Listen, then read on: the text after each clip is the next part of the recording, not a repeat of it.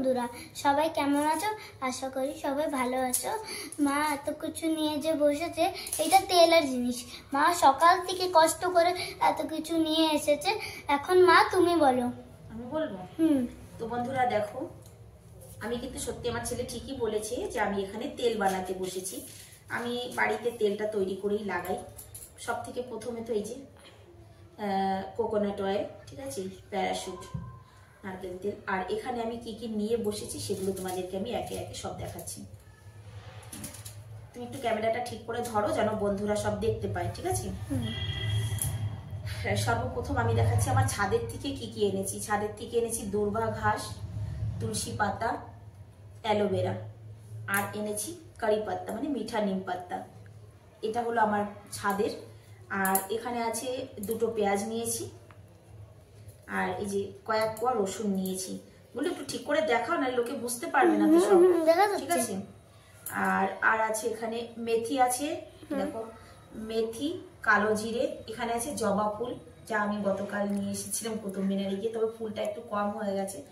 আছে জবা ফুলের পাতা, আমলকি আছে, লবঙ্গ, আদা, আর এটা তো বললাম মিঠা নিম পাতা, আছে নিম পাতা, এই যে, ঠিক আছে? এই সব কিছু আমি এখন একে একে এইভাবে দেখো রেডি করব। সব কিছুই মিক্সি জারে দিয়ে আমি কিন্তু পেস্ট তৈরি করে নেব, ঠিক আছে? কুচিয়ে সব মিক্সি জারে দিতে হবে। এই যে পেঁয়াজ কেটে নিয়েছি,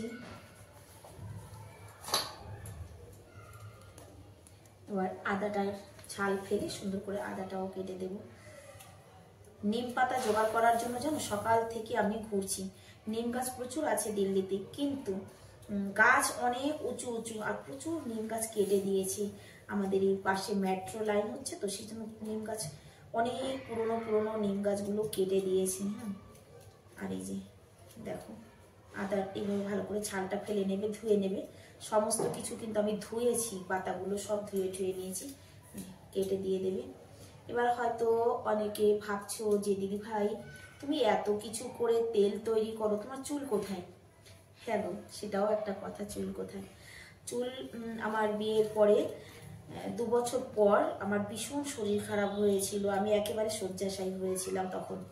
সেই মুহূর্তে চুল কেটে ফেলেছিলাম, তারপরে আর চুল বড় করিনি। বুঝতেই তো পারছো, একটু ফ্যাশনের জামানা, মানে ফ্যাশন দেওয়ার কারণে চুলটাকে কেটে মানে আর বড় করা হয়নি। তবে আমি একটা কথা বলতে পারি যে এই তেলটা লাগিয়ে কতটুকু কি উপকার তোমরা পাবে কি না পাবে আমি জানি না, যদি কেউ তৈরি করো। আমি এটুকু বলতে পারি, চুলটা ভালো থাকবে, বা অকাল পক্কতা যাকে বলে, অকালে চুল পাকা, তার থেকে রেহাই পাবে। কারণ আমারই বান্ধবীদের সবার কিন্তু চুল পেকে গেছে, সবাই কলপ করে। তারপরে আমার ভাই বউদেরও চুল পেকেছে, আমার থেকে কম বয়সে অনেকের আমি দেখি চুল পেকেছে, কিন্তু আমার মাথায় এখন পর্যন্ত একটা চুলও তো পাকেনি। এবার আগে কি হবে আমি জানি না। পাতাগুলো দেখো না, কালকে এনে রেখেছি তো শুকিয়ে গেছে। সব কিন্তু আমি একে একে এর মধ্যে দিয়ে দিচ্ছি। দেখো জবা ফুলগুলো, সমস্ত কিছু, আমলকিগুলোও কেটে দিতে হবে, অ্যালোভেরাটাও কেটে দেব। একে একে আমি সব কিছু দিয়ে দিয়েছি।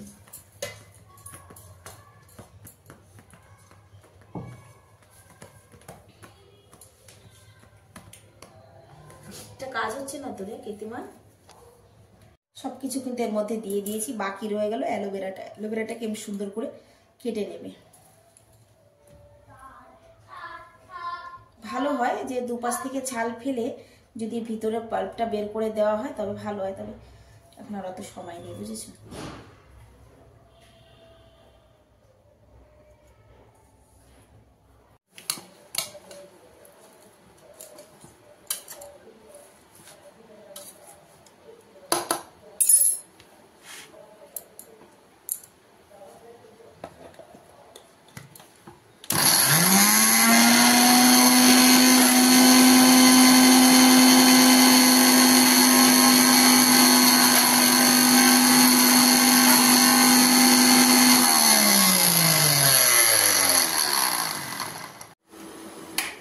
জল গরম করে নিয়েছি, কারণ তেল তো পুরো জমে রয়েছে, সেই জন্য তেলটা গালানোর জন্য।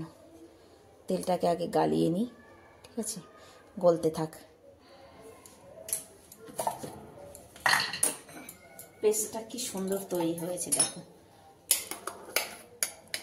এখনই এর খুশবুটা এত ভালো লাগছে, আমরা খানিকটা খেয়ে নিই।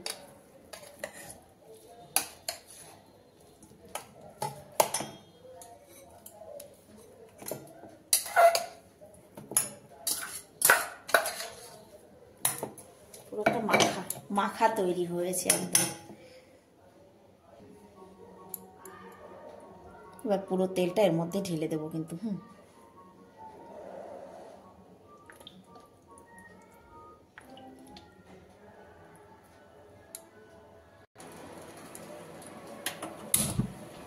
গ্যাসটাকে একেবারে লো ফ্লেমে দিয়ে এটাকে জালে বসিয়ে দিয়েছি।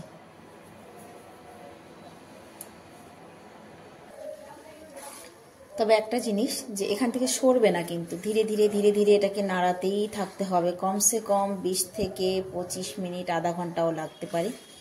এই যে যে যা কিছু আমি এর মধ্যে দিয়েছি এগুলো কিন্তু সব একদম ব্রাউন হয়ে যাবে। তারপরে এই তেলটাকে এইভাবে রেখে দিতে হবে সারা রাতের জন্য। তবে আমি একটা কথা বলতে পারি, অনেকেই হয়তো ভাবছো যে এই তেলটা কি হবে, এই তেলটায় কি হবে না হবে। ক্ষতি হবে না, যদি তোমার লাভ নাই হয় তাহলে ক্ষতিও হবে না। আমি এটুকু বলতে পারি যে এখানে কোনো জিনিস খারাপ কিছু দেওয়া হয়নি, যা কিছু দেওয়া হয়েছে সব কিছুই চুলের জন্য উপকারিতা, অর্থাৎ ক্ষতি হবে না। নির্ভয়ে এটাকে ইউজ করতে পারো। আর যদি ইউজ করে তোমাদের ভালো লাগে তাহলে আবার নেক্সট টাইম বানাবে। আমি আধা লিটার তেল এখানে নিয়েছি, তোমরা চাইলে কমও বানাতে পারো, কারণ কি এত কিছু না মানে সবসময় জোগাড় করা তো সম্ভব হয়ে ওঠে না।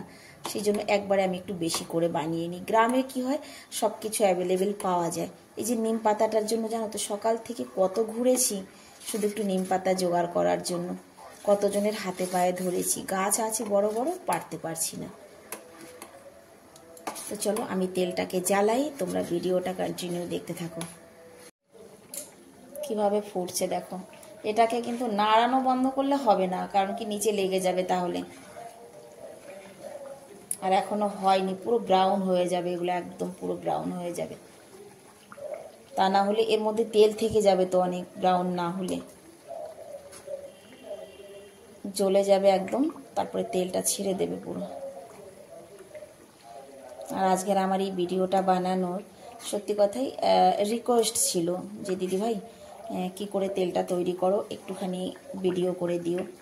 তো সবার বলতে সবার বলাটা ভুল হবে, কিছু কিছু মানুষের রিকোয়েস্টে আমি এই তেলের ভিডিওটা আজকে করছি। তোমরাও চাইলে করতে পারো, এইরকম করে তেল তৈরি আর লাগিয়ে ইউজ করে দেখতে পারো। চলো, এটাকে এখনো হয়নি, বুঝেছো? দেখো তেলটা কিন্তু তৈরি হয়ে গেছে, মানে যে এগুলো দিয়েছিলাম পুরো পুরে কালো হয়ে গেছে। আর তেলের রঙটা, যখন আমি তেলটা ছেঁকবো তখন বুঝতে পারবে যে তেলের রঙটা কি দারুণ হয়েছে। আর এর থেকে এত সুন্দর একটা মানে ঘ্রাণ বেরোচ্ছে, মনে হচ্ছে মাথায় পরে লাগাবো, আগে খানিকটা খেয়ে নিই। তবে তেলটা জাল দিতে কিন্তু আমার প্রায় 45 মিনিট লেগে গেছে, ঠিক আছে। এবার ঠান্ডা হতে দিতে হবে, তারপরে এটাকে ছেঁকে নিতে হবে। ছেঁকার পর তারপরে তোমাদের আবার দেখাচ্ছি। তবে তেলটা ঠান্ডা হয়ে যাওয়ার পর একটা কাপড়ের সাহায্যে তেলটাকে ঢেলে নিচ্ছি। তবে এটাকে মানে বের করে নিতে অনেক কষ্ট কিন্তু, জানো তো, অনেক তেল থাকবে এর মধ্যে।